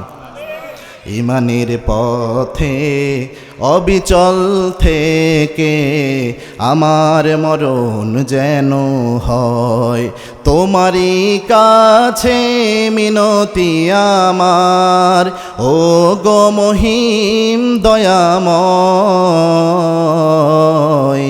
ঈমানের পথে অবিচল থেকে আমার মরণ যেন হয়। পড়েন আমিন। এখন ইমানদারদের কথাই যেন আল্লাহ বলেছেন, এবং ইমানদারদেরকে এরকম কোরবানি আল্লাহ নেবেন। আলোচনা লম্বা করলে অনেক বড় করা সম্ভব, একদম শর্টভাবে জিস্ট অংশটুকু শুধু বলতেছে, মেন পয়েন্টগুলো। এখন আল্লাহ রাব্বুল আলামিন এই যে পরীক্ষাটা নিলেন, এই পরীক্ষায়, এই ব্যবসায় যারা অংশগ্রহণ করবে, দুনিয়াতেও তাদেরকে আল্লাহ রাব্বুল আলামিন কিছু ফজিলত দান করবেন। সুবহানাল্লাহ বলেন। এই ব্যবসায় আপনি অংশগ্রহণ করলে আল্লাহর কাছে, এই যে জান এবং মালের বিপরীতে, আপনার নিজের জান মালের বিপরীতে আল্লাহর কাছে জান্নাত ক্রয় করলেন, আল্লাহর সাথে যে ব্যবসাটা করলেন, এর বিনিময়ে দুনিয়াতে কয়েকটা পুরস্কার আল্লাহ দেবে। তার মধ্যে 1 নাম্বার পুরস্কার হচ্ছে পারিবারিক জীবনে আল্লাহ আপনার শান্তি রহমত দিয়ে পরিপূর্ণ করে দেবে। সুবহানাল্লাহ বলেন। যত কষ্ট হোক, আপনার পারিবারিক জীবনের রহমত এবং বরকত থাকবে। কেননা যারা আল্লাহর রাস্তায় নিজের জান এবং মালকে বিক্রয় করে, তাদের মাথায় এই জ্ঞানটা থাকে পৃথিবীর কোনো কিছু নিজের ইচ্ছা মতো করা যাবে না, যা করতে হবে সব কার হুকুম মতে। বলেন তো, একজন ব্যক্তি যখন এই অবস্থায় আসবে, ওই ব্যক্তি তখন নিজের পরিবারে কি আচরণ করবে সব কিছু সে অনুসরণ করবে মুহাম্মদ সাল্লাল্লাহু আলাইহি ওয়াসাল্লামকে। কাকে? আল্লাহর হাবিব সাল্লাল্লাহু আলাইহি ওয়াসাল্লামের সাহাবা একরামকে দেখেন, পারিবারিক জীবনে তারা কেমন আদর্শ ছিল, কি শান্তিটা তারা পেয়েছেন এই জানমাল বিক্রয় করার কারণে। ওমর রাদিয়াল্লাহু আনহুর নাম আপনি শুনেছেন না? খুব ঠান্ডা সাহাবী ছিল না? খুব ঠান্ডা ছিল। আল্লাহর হাবিব সাল্লাল্লাহু আলাইহি ওয়াসাল্লাম বলতেন, ওমর তুমি যেই রাস্তায় একবার হেঁটে যাও 40 দিন পর্যন্ত ওই রাস্তায় ইবলিস শয়তান হাঁটে না। সুবহানাল্লাহ বলেন। এবং আল্লাহর হাবিব সাল্লাল্লাহু আলাইহি ওয়াসাল্লাম বলতেন, আমার ওমর তার আমলকে যদি এক জায়গায় রাখা হয়, আমার উম্মতের সমস্ত উম্মতদের আমল যদি আরেক জায়গায় রাখা হয়, আমার উম্মতের সমস্ত উম্মতের আমলের অর্ধেক হয়ে যাবে শুধু ওমরের আমল। সুবহানাল্লাহ বলেন। আর আবু বকর রাদিয়াল্লাহু আনহুর ব্যাপারে বলতেন, পুরা উম্মতের আমল একদিকে, আবু বকর রাদিয়াল্লাহু আনহুর আমল আরেকদিকে। সুবহানাল্লাহ। এই ওমর রাদিয়াল্লাহু আনহু তিনি যখন রাষ্ট্রের প্রেসিডেন্ট, অর্ধ পৃথিবীর খলিফা, দেখেন আল্লাহর রাস্তায় জানমাল বিক্রি করার কারণে কতটা শান্তি পারিবারিক জীবনে ছিল। ওমর রাদিয়াল্লাহু আনহুর সময় একজন লোক তার স্ত্রীর ব্যাপারে সাইয়েদনা ওমর রাদিয়াল্লাহু আনহুর কাছে বিচার দিতে এসেছেন, কারণ তার স্ত্রী অনেক বেশি চিল্লাচিল্লি করে তার সাথে। সাইয়েদনা ওমরের কাছে আসছেন বিচার দেওয়ার জন্য। আচ্ছা বলেন তো, এখানে যারা আছেন বাসায়, আমার দাদা যারা আছেন তাদের দাদিরা, যারা চাচা আছেন চাচিরা, ভাই যারা আছেন ভাবিরা, বাসায় অনেক সময় অনেক চিল্লাচিল্লি করে না? প্যারা দেয় কি না? আচ্ছা এখানে যারা আছেন জিন্দেগিতে বউয়ের গায়ে একটা হাত তোলার না, এমন লোক যদি আমি হাত তুলতে পারি, কেউ হাত তুলতে পারবেন না? যারা বিয়ে করেন নাই তারা হাত তুলতে হবে না। মাশাআল্লাহ, একজন মুরব্বী হাত তুলছে। কালকে বগুড়াতে এক যুবক হাত তুলছে। আমি বলছি বিয়ে করছো? কয় না বিয়ে করি নাই। তো বিয়ে করে নাই, ও বউয়ের গায়ে হাত তুলবে কই থেকে? তো ওমর রাদিয়াল্লাহু আনহুর সময়ও এক লোক স্ত্রীর সাথে সমস্যা আসছে সাইয়েদনা ওমরের কাছে বিচার দেওয়ার জন্য, অর্ধ পৃথিবীর শাসক আপনি, আমার বউয়ের বিচারটা করেন। ওমর রাদিয়াল্লাহু আনহুর দরবারে যখন আসলেন, এসে দেখে সাইয়েদনা ওমর রাদিয়াল্লাহু আনহু চুপ করে বসে রয়েছেন। ঘরের ভিতর থেকে একজন মহিলার আওয়াজ শোনা যায়, অভিমান করে কিছু কথা সাইয়েদনা ওমর রাদিয়াল্লাহু আনহুকে বলছেন। সাইয়েদনা ওমর রাদিয়াল্লাহু আনহু এত রাগী মানুষ, তিনি চুপ করে বসে রয়েছেন, মুচকি মুচকি হাসতেছেন। ওই লোক বুঝতে পারলেন ভিতর থেকে যেই নারী এত কড়া কড়া কথা বলতেছে, ওই নারী আর কেউ নয়, সাইয়েদনা ওমরের স্ত্রী। সুবহানাল্লাহ বলেন। ওই লোক যখন এই ঘটনা দেখেছে, ওই লোক চলে যাওয়া ধরছে। সাইয়েদনা ওমর রাদিয়াল্লাহু আনহু বললেন, কোথায় যান ভাই? বলছে, ওমর আমি যেই কারণে আপনার কাছে এসেছিলাম ওই কাজ আমার হয়ে গেছে। বলছে, কি হয়েছে? বলছে, আমি এসেছিলাম আপনার কাছে আমার স্ত্রীর ব্যাপারে একটু বিচার দেওয়ার জন্য। আমার স্ত্রী খুব বেশি কথাবার্তা বলে, আমাকে খুব কথা শোনায়, সারাদিন শুধু অভিযোগ দেয়। আমি চেয়েছিলাম আপনি একটা ফয়সালা দেন, কিন্তু আপনার ঘরে যখন আমি আসলাম, এসে দেখি আমার বউয়ের চেয়ে আপনার বউয়ের যে অবস্থা, আপনার বউয়ের চেয়ে আমার বউ ভালো আছে। সাইয়েদনা ওমর রাদিয়াল্লাহু আনহু বললেন, ভাই চলেন। মসজিদে নববীতে নিয়ে বসালেন, বসিয়ে বললেন, ভাই এই যে আমার ঘরটা, এই ঘরটা কার? বলছে, ওমর আপনার। সন্তানগুলা কার? ওমর আপনার। আমার কাপড় চোপড় ধোয়ার দায়িত্ব কার? বলছে, ওমর আপনার। তো একটা নারী নিজের আব্বাকে ছেড়ে, আম্মাকে ছেড়ে, নিজের সমস্ত আত্মীয় স্বজনকে ছেড়ে আমার ঘরে এসে থেকেছে, আমার ঘরটাকে নিজের ঘর বানিয়ে নিয়েছে, আমার সন্তানদের দেখভাল করছে। ওই নারীর দুই একটা কথাও যদি আমি শুনতে না পারি, স্ত্রীর কি অধিকার আমি তার স্বামী হিসেবে দিলাম? সুবহানাল্লাহ। এই সাইয়েদনা ওমর রাদিয়াল্লাহু আনহু এই আমলটা করতেন, এই আমলটাকে বুঝিয়ে দিলেন। রাষ্ট্রের প্রেসিডেন্ট তিনি, দেখেন এত রাগী মানুষ, তিনি যে নিজের জান এবং মাল আল্লাহর কাছে বিক্রয় করে দিয়েছেন। আল্লাহর যে ঘোষণা, রসুলের যে সুন্নাহ, আল্লাহর হাবিব সাল্লাল্লাহু আলাইহি ওয়াসাল্লাম স্ত্রীদের সাথে যে আচরণ করতেন, এই সব শিক্ষা এত রাগী মানুষ হওয়া সত্ত্বেও নিজের মধ্যে ধারণ করে সে চুপ করে রয়েছেন, একটা টু শব্দ পর্যন্ত করেন নাই। তার মানে বোঝা যায় আল্লাহর জমিনে যারা দিন কায়েম করতে চায়, নিজের জান এবং মাল যারা আল্লাহর জন্য বিক্রি করে দেয়, তারা দুনিয়ায় তো আখিরাতে তো শান্তি পাবেই, দুনিয়ার পারিবারিক জীবনেও তাদেরকে শান্তি দান করবেন কে? আচ্ছা বলেন তো, কোনো স্বামী যদি রেগে যায় আর স্ত্রী যদি চুপ করে থাকে, একটা কথাও না বলে, গ্যাঞ্জাম কি বাড়বে না কমবে? কমবে। আবার স্ত্রী একটু অভিমান করে কথা বলতেছে, স্বামী চুপচাপ রয়েছে, ওখানে কি গ্যাঞ্জাম বাড়া সম্ভব? এটাই শিক্ষা দিলেন। পারিবারিক জীবনে এই সলিউশনগুলা এখানে রয়েছে চমৎকারভাবে। আবার দেখেন পরিবার ব্যবস্থায় এই যে আব্বা আম্মাকে কতটুকু অধিকার দিতে হবে, আল্লাহ রাস্তায় যারা জান এবং মাল বিক্রয় করবে, এই শিক্ষা ইসলামী রাষ্ট্র ব্যবস্থা এবং কি রাসূল সাল্লাল্লাহু আলাইহি ওয়াসাল্লাম এবং আল্লাহ রাব্বুল আলামিন পবিত্র কোরআনে দিয়েছেন। সুবহানাল্লাহ বলেন। পারিবারিক শান্তি আনয়নের জন্য দেখেন কি ব্যবস্থা। একবার সাইয়েদনা রাসূল সাল্লাল্লাহু আলাইহি ওয়াসাল্লামের কাছে ওমর রাদিয়াল্লাহু তাআলার ছেলে আব্দুল্লাহ তিনি আসলেন, এসে বললেন, ইয়া রাসূলুল্লাহ, আমি বিয়ে করেছি, আমার স্ত্রীকে আমার আব্বা পছন্দ করে না। আল্লাহর হাবিব চুপ করে রইলেন, আবার বললেন, ইয়া রাসূলুল্লাহ, আমি বিয়ে করেছি, আমার স্ত্রীকে আমার আব্বা পছন্দ করেন না। আল্লাহর হাবিব চুপ করে রইলেন, আবার এসে বললেন, ইয়া রাসূলুল্লাহ, আমি বিয়ে করেছি, আমার স্ত্রীকে আমার আব্বা পছন্দ করে না।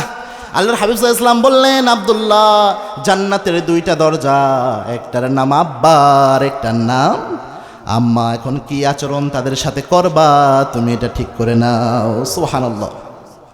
এক সাহাবী আসলেন, এসে বললেন, ইয়া রাসূলুল্লাহ, মা হুয়া আহাক্কু বিহুসনিস সাহাবাতি, আমি আমার এই দুনিয়াতে যত মানুষ রয়েছে সবচেয়ে ভালো আচরণটা আমি কার সাথে করব? আল্লাহর হাবিব বলেন, উম্মুক, তোমার মায়ের সাথে। 2 নাম্বার কার সাথে? আল্লাহর হাবিব বলেন, উম্মুক, তোমার মায়ের সাথে। 3 নাম্বার কার সাথে? আল্লাহর হাবিব বলেন, উম্মুক, তোমার মায়ের সাথে। 3বার মায়ের কথা বলে 4থবার বাবার কথা বললেন। সুবহানাল্লাহ বলেন। একজন সাহাবী আল্লাহর হাবিবের কাছে আসলেন একদা, এসে বললেন, ইয়া রাসূলুল্লাহ, আমার বাসা হচ্ছে ইয়ামেনে, আমি ইয়ামেন থেকে আমার অসুস্থ মা হাঁটতে চলতে পারে না, তাকে আমি আমার কাঁধের মধ্যে উঠিয়েছি, আমার কাঁধে উঠিয়ে আমি মক্কায় এসেছি, তাওয়াফ করেছি, মদিনায় সব কাজ করেছি, এই হজের সমস্ত কাজ সম্পাদন করে আপনার দরবারে এসেছি। ইয়া রাসূলুল্লাহ, ইয়া রাসূলুল্লাহ, আমি আমার মায়ের কোনো হক আদায় করতে পেরেছি কিনা? আল্লাহর হাবিব বললেন, তোমার মা তোমাকে যে 10 মাস 10 দিন পেটে ধারণ করেছে ওগুলো তো দূরের কথা, তোমার মা তোমাকে যে 2 বছর দুধ পান করিয়েছেন তার 1 ফোঁটা দুধের হকও তুমি আদায় করতে পারো নাই। সুবহানাল্লাহ। এই শিক্ষাগুলা যারা আল্লাহর জমিনে আল্লাহর দিন কায়েমের জন্য নিজের জান এবং মাল বিক্রি করতে চায় তাদেরকে আল্লাহ রাব্বুল আলামিন জানিয়েছেন। কারণ আপনি যখন আপনার জানকে বিক্রি করে দিয়েছেন, আচ্ছা, বিক্রিত জিনিসের প্রতি কোনো দাবি থাকে কারো? আপনি একটা জিনিস বিক্রি করলেন, ওটার দাবি করতে পারবেন? সম্ভব না। আপনি তো বিক্রি করে দিয়েছেন ইমানদার হিসেবে আপনার জানকে, আপনার সম্পদকে। তার মানে আপনার জীবনে, আপনার পারিবারিক জীবন বলেন, সামাজিক জীবন বলেন, অর্থনৈতিক জীবন বলেন, কোনো জায়গায় আর আপনার ইচ্ছা চলবে না, একমাত্র কার ইচ্ছাই চলবে? কেননা আপনি যখন বিক্রি করেন আপনার কোনো ইচ্ছা আর চলবে না। এজন্যে আপনি যখন জানমাল বিক্রি করবেন, পারিবারিক জীবনে এই আদর্শগুলো আছে, আর এই আদর্শগুলো যদি আপনি মানেন, পারিবারিক জীবনে শান্তি আনবেন কে? জোরে বলেন। 2 নাম্বার, অর্থনৈতিক জীবন। অর্থনৈতিক জীবনে আপনি কি শান্তি পাবেন? দেখেন, আপনি যদি জান এবং মাল বিক্রি করতে পারেন, অর্থনৈতিক জীবনে শান্তি যে আসবে এতে কোনো সন্দেহ। বিগত 16 বছর যারা ক্ষমতায় ছিল, এই 16 বছরে 28 লক্ষ কোটি টাকা আমাদের গরিব মানুষদের পকেট থেকে নিয়ে বিদেশে পাচার করছে। নাউজুবিল্লাহ কোন? কত কোটি? 28 লক্ষ কোটি টাকা। এটা প্রথম হিসাবে বের হয়েছে, এরপরে তো আরো অনেক বের হয়েছে। যদি কোনো ব্যক্তি জান এবং মাল বিক্রি করে, সে যদি রাষ্ট্রের প্রেসিডেন্ট হয়, তার সততা কতটুকু হবে দেখেন। তাকে কি নির্দেশনা আল্লাহ রাব্বুল আলামিন দিয়েছেন দেখেন। আবার সাহাবা একরামকে কি পরিবর্তন এনেছে দেখেন। রসুলের জামানায় একজন ফকির আল্লাহর হাবিবের কাছে আসলেন, ভিক্ষুক, অনেক সময় সওয়াল করতে আসে না, তো ভিক্ষুক আসলেন আল্লাহর হাবিবের কাছে, এসে বলছেন, ইয়া রাসূলুল্লাহ, আমাকে একটা উট দান করেন। বলেন তো, এই আম্রকাননে যারা আপনারা আছেন এখন, আপনার বাসায় কালকে যদি এক ফকির আয়সা বলে যে আমার একটা গরু দেন, আপনি কি গরু দিবেন না দৌড়ানি দিবেন? বলেন তো, আয়সা যদি বলে গরু দেন, তো রসুলের কাছে গিয়েছে আল্লাহর হাবিব, তো রহমাতাল লিল আলামিন, রাসূল ইসলাম অনেক দয়াশীল। আল্লাহর হাবিব ইসলাম বললেন, একটু লজ্জাবোধ করলেন, কেননা রাসূল ইসলাম কখনো কাউকে খালি হাতে ফেরত দিতেন না, পারতপক্ষে দিতেন না। একবার এক ফকির রসুলের কাছে এসে বলছেন, ইয়া রাসূলুল্লাহ, আমাকে কিছু দেন। আল্লাহর হাবিব ঘরে গেলেন, ঘরে যেয়ে দেখে ঘরের মধ্যে কিচ্ছু নাই। আল্লাহর হাবিব ইসলাম বের হয়ে আসলেন, এসে বললেন, ভাই, আমার ঘরে দেওয়ার মতো তো কিচ্ছু নাই, কোনো সম্পদ নাই। আমি দেখতে পাচ্ছি তুমি যে জামাটা পরে আছো, তোমার জামার একটু অংশ ছিঁড়া রয়েছে, জামাটা খুলে একটু আমাকে দাও, আমি তোমার জামাটা সেলাই করে দেই। দেখেন, রাসূল ইসলাম এমন ছিলেন, ফকিরকে একদম খালি হাতে ফেরত দিতেন না। তো ওই ভিক্ষুক এসে রসুলকে বলছি, ইয়া রাসূলুল্লাহ, আমাকে একটা উট দেন। আল্লাহর হাবিব বললেন, আমার কাছে তো উট দেওয়ার এই মুহূর্তে সামর্থ্য নাই, তুমি যাও, আমার একজন ধনী সাহাবী রয়েছে, বিজনেসম্যান, যাও ওসমান রাদিয়াল্লাহু আনহুর কাছে যাও। বলেন তো ওসমান রাদিয়াল্লাহু আনহু রসুলের সম্পর্কে কি ছিল? কি সম্পর্কে ছিল? জামাই। এক মেয়ে রসুল দেন নাই। এক মেয়ে যখন মারা গিয়েছেন, আল্লাহর হাবিব আরেকটা মেয়ে ওসমান রাদিয়াল্লাহু আনহুকে দান করেছেন। এই জন্য ওসমান রাদিয়াল্লাহু আনহুকে বলা হয় জিন্নুরাইন। সুবহানাল্লাহ বলেন। এবং আল্লাহর হাবিব একটা রেওয়ায়াত এমন পাওয়া যায়, আল্লাহর হাবিব জানিয়েছেন, আমার যদি আরও মেয়ে থাকতো আর ওসমান যদি আবার তার স্ত্রী মারা যেত, সবগুলো মেয়েকে আমি ওসমানের কাছে বিয়ে দিতাম। কেন এই মর্যাদা? অনেক লজ্জাশীল ছিলেন ওসমান রাদিয়াল্লাহু আনহু, অনেক বড় হাত ছিল, দান করতেন, বাতাসের বেগে দান করতেন শুধু। এই জন্য তার এত বেশি মর্যাদা। এই ফকিরকে যখন বললেন, যাও আমার জামাই ওসমান, তার কাছে যাও, তোমাকে উট দিবে। এই ফকির যখন ওসমান রাদিয়াল্লাহু আনহুর দরবারে গিয়েছেন, যে দেখে ওসমান রাদিয়াল্লাহু আনহু বসে রয়েছেন, তার পাশে বস্তা রয়েছে, বস্তা থেকে যখন তুলা উড়ে যায়, ওসমান রাদিয়াল্লাহু আনহু তুলা ধরে এনে আবার বস্তায় রাখে। ফকির দিছে দৌড়, যে রসুলের দরবারে যেয়ে বলে, ইয়া রাসূলুল্লাহ, মাপ চাই, দোয়াও চাই, আমার জীবনে আমি কৃপণ ব্যক্তি দেখছি, এমন কৃপণ আমি দেখি নাই। ইয়া রাসূলুল্লাহ, তুলা উড়ে যায়, এই তুলা ধরে আবার বস্তায় রাখে, এই লোক আমাকে দিবে উট, উট চাইলে তো তরবারি দিয়ে গলা আলাদা করে ফেলবে। আল্লাহর হাবিব বললেন, তুমি কি যে সালাম দিয়ে আমার কথা বলেছো? বলছে না। বলছেন, যাও, আবার যাও, যে উট চাও উট পেয়ে যাবা। সুবহানাল্লাহ বলেন। ওই লোক আবার গেছে, ভিক্ষুক, যে দেখে ওসমান রাদিয়াল্লাহু আনহু বসা, তার পাশে আরেক বস্তা থেকে পিঁপড়া এসে চাল নিয়ে চলে যায়। ওসমান রাদিয়াল্লাহু আনহু পিঁপড়ার মুখ থেকে চাল নিয়ে এসে আবার বস্তায় রাখে। এটা দেখে আরো জোরে দৌড় দিছে, রসুলকে বলছে, ইয়া রাসূলুল্লাহ, আমার জীবনে কিপটা দেখছি, ইয়া রাসূলুল্লাহ, পিঁপড়া একটা ছোট্ট প্রাণী, একটা চাউল খাবে, এটাও সহ্য করে না যেই ব্যক্তি, এই ব্যক্তি কেমনে আমার উট দিবে, আমার বুঝে আসে না। আল্লাহর হাবিব বললেন, যাও, আমার সালাম দাও, উট চাও উট পেয়ে যাবা। ওই ব্যক্তি আবার গেছে, যাই কিচ্ছু বলে না। সাইয়েদনা ওসমান রাদিয়াল্লাহু আনহু বললেন, ভাই আপনি বারবার আসতেছেন, আবার চলে যান, কারণটা কি বলেন? ওই ব্যক্তি বলছেন, আল্লাহর হাবিব আমাকে বলেছেন আপনি যেন আমার একটা উট দেন। তখন ওসমান রাদিয়াল্লাহু আনহু বললেন, ওই যে আমার উটের বিশাল আস্তাবল রয়েছে, যেই উটটা আপনার পছন্দ হয় নিয়ে চলে যান। ওই ফকির গেছে উটের রাস্তা বলে, যাইয়া পিছনের উট ধরে নাই, যাইয়া সবার সামনের যে উটটা রয়েছে উট ধরে টান দিয়েছে। উটের একটা বৈশিষ্ট্য হলো, সামনের উট যেই দিকে চলে, পিছনের উটটাও পিছনে পিছনে চলে। সামনের উট নিয়ে যখন টান দিয়েছে, পিছনের যতগুলো উট ছিল ওই উটের পিছনে চলা শুরু করেছে। সাহাবা একরাম এসে বললেন, ওসমান, এমন ভিক্ষুককে আপনি উট দান করছেন। আয়েশা সামনের উটটা টান দিয়েছে, পিছনের সব উট পিছনে চলা শুরু করেছে। ওসমান রাদিয়াল্লাহু আনহু বললেন, সবগুলো উট ওই ভিক্ষুককে দান করে দাও। ওই ভিক্ষুক একটু সামনে দিয়ে চিন্তা করে, করছেটা কি, হইল ওটাকে একটু ঘটনা বুঝি। আবার ঘুরে গিয়েছেন, ঘুরে যেয়ে ওসমান রাদিয়াল্লাহু আনহুর দরবারে যে হাজির, বলছে, ওসমান, একটা হিসাব আমি বুঝলাম না। বলছে, কোন হিসাব? বলে যে পিঁপড়া চাউল নিয়ে যায়, ছোট্ট একটা প্রাণী, তার মুখ থেকে আপনি চাউল নিয়ে বস্তায় রাখেন, তুলা বাতাসে উড়ে যায়, তুলা ধরে আপনি বস্তায় রাখেন, আর আপনি আমাকে একটা উট না, শুধু পুরো উটের আস্তাবল থেকে সব উট আপনি আমাকে দিয়ে দিলেন, এটা কিভাবে সম্ভব? ওসমান রাদিয়াল্লাহু আনহু বললেন, ওই যে দেখেছো, আমি চাউলটা পিঁপড়ার মুখ থেকে নিয়ে এসেছি, ওটা জনগণের চাউল। ওই তুলাগুলো ছিল জনগণের তুলায়, রাষ্ট্রের তুলা। আমি ওসমান উপস্থিত থাকব, আমার সামনে রাষ্ট্রের একটা জিনিস আমানতের খেয়ানত হবে, এটা আমি ওসমান যদি এটাকে রক্ষণাবেক্ষণ না করি, আমার ভয় হয় কিয়ামতের এই কঠিন ময়দানে আল্লাহ আমাকে আসামি বানায় কিনা। আর তোমাকে যে উটগুলো দান করেছি, ওই সব উট আমার নিজস্ব উট, এই জন্য আমি সব উট আল্লাহর রাস্তায় দান করে দিয়েছি। এরকম নেতা যদি একজন বাংলার জমিনে থাকতো, বাংলাদেশে আর দুর্নীতি হতো? এরকম নেতা যদি একজন বাংলার জমিনে থাকতো, বাংলাদেশের 1000 কোটি টাকা কেউ পাচার করতে পারতো? এরকম নেতা হতে হলে তাদের মাথায় একটা জিনিসের জ্ঞান লাগবে। জোরে বলেন, কোন জ্ঞান? আরো আস্তে কোন? কোরআনের জ্ঞান যদি না থাকে, আল্লাহর জন্য নিজের জানমাল বিক্রি করার জ্ঞান যদি না থাকে, তার দ্বারা এই আদর্শ আসা সম্ভব? একটা হাদিস আমাকে খুব অবাক করে একটা হাদিস আমাকে আল্লাহ বলেছেন, আল্লাহর হাবিব বলেছেন, কিয়ামতের এই কঠিন ময়দানে আল্লাহ রাব্বুল আলামিন যত হারামখোর রয়েছে, সব হারামখোরদেরকে আল্লাহ রাব্বুল আলামিন কিয়ামতের ময়দানে উঠাবেন। যে যা হারাম খেয়েছে সব পেটের মধ্যে থাকবে। এক একজন হারামখোরের পেট হবে উহুদ পাহাড়ের সমপরিমাণ, পেটের মধ্যে সব হারাম থাকবে।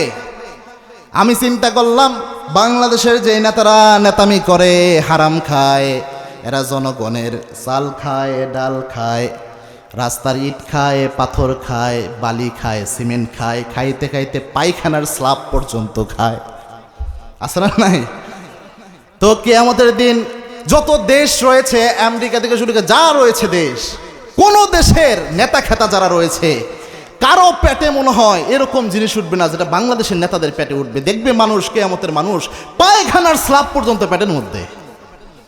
এমন নেতা আছে না নাই? আল্লাহ আমাদের হেফাজত করুন, আমরা পড়ি আমিন। আমাদের পরে মালয়েশিয়া, সিঙ্গাপুর, এরা কোন অবস্থায় চলে গেছে দেখেন। এই আফগানিস্তান কিছুদিন আগে তারা স্বাধীন হলো।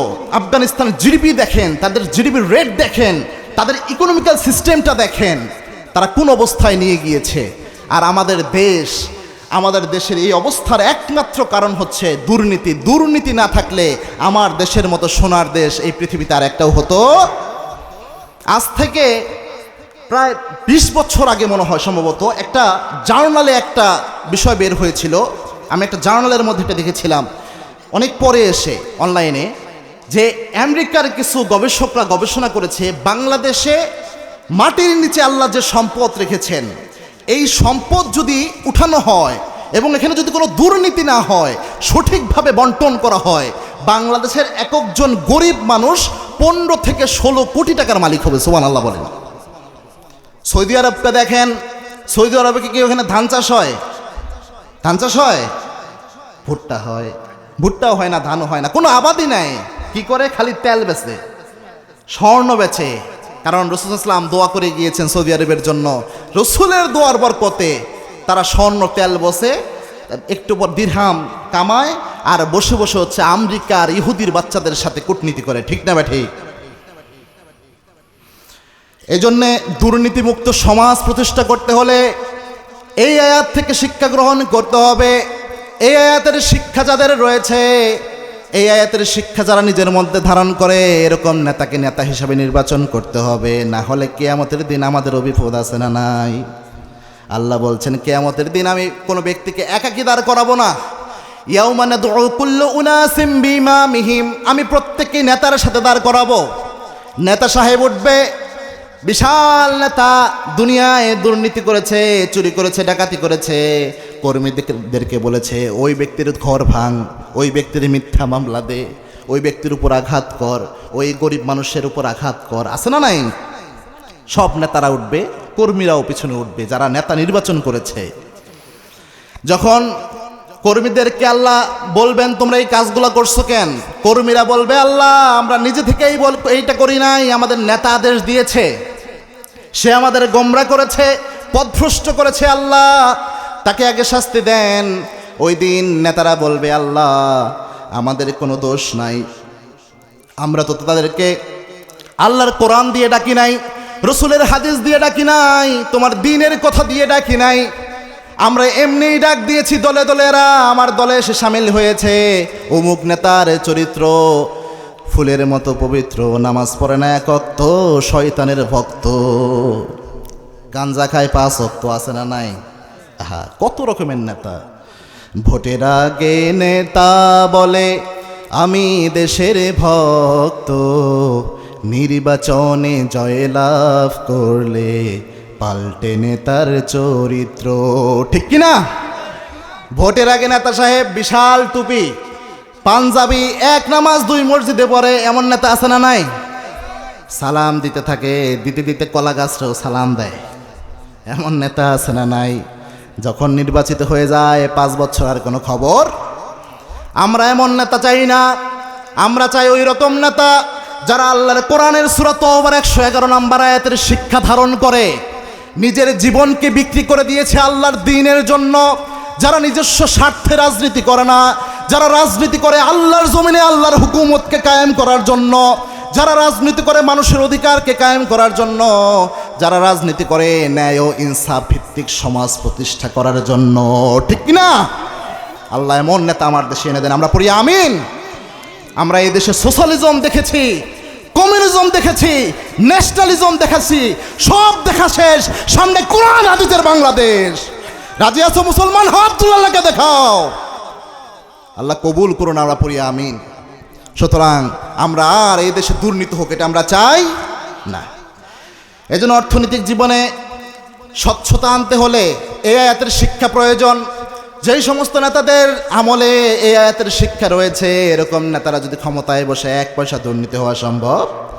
এবং এই শিক্ষা দিয়ে যারা ক্ষমতায় বসবে তারা একটা কাজ করবে, আর কিছু করুক আর না করুক, ওই কাজটা হচ্ছে তারা জাকাত ভিত্তিক অর্থনৈতিক ব্যবস্থা প্রণয়ন করবে।